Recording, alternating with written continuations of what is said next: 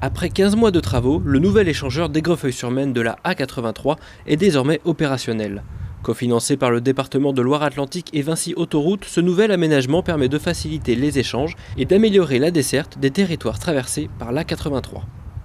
C'est un échangeur qui, pour nous, département, permet de mieux irriguer le territoire. Il apporte des services complémentaires, il donne aux populations locales plus de capacité à rejoindre ici Aigrefeuille d'un côté, Montbert de l'autre. Et puis à nos visiteurs, c'est aussi une alternative pour sortir de cette autoroute et rejoindre la Loire-Atlantique au sud, au nord plus tard, etc. C'était vraiment un besoin pour le département, cet échangeur ? C'est un besoin qui a d'abord été demandé depuis très longtemps par les habitants de ce secteur. Bernard Degnaud, mon ancien premier vice-président, me le rappelait.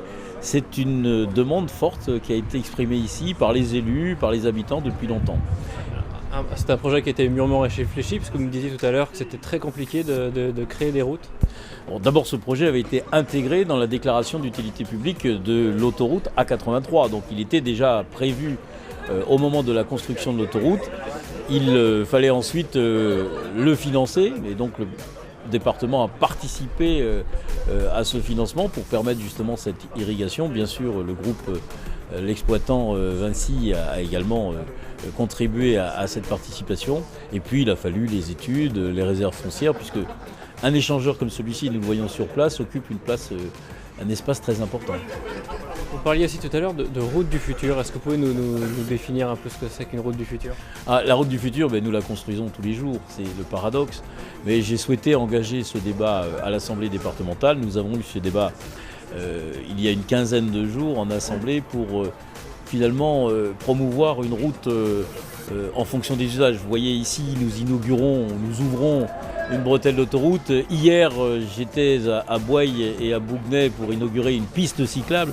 Au fond, la route, elle doit être partagée pour tous les usages particuliers, les usages de transport collectif, le transport des marchandises, mais aussi les cyclistes et aussi les usages agricoles. Et puis elle doit être apaisée parce que nous avons connu l'an dernier trop d'accidents sur les routes de Loire-Atlantique et hélas trop de décès. Il nous faut donc une route mieux maîtrisée, plus apaisée sur ce département. Tout à l'heure, on nous parlait également de route exemplaire.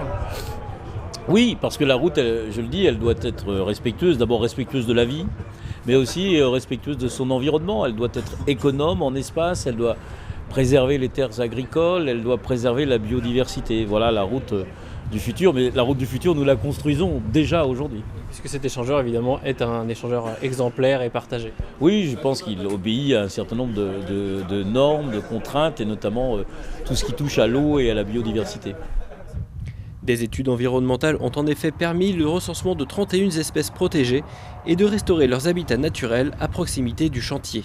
Au total, le coût de ces travaux s'élève à 18 millions d'euros pour permettre à plus de 3000 véhicules par jour de se déplacer plus librement sur le département.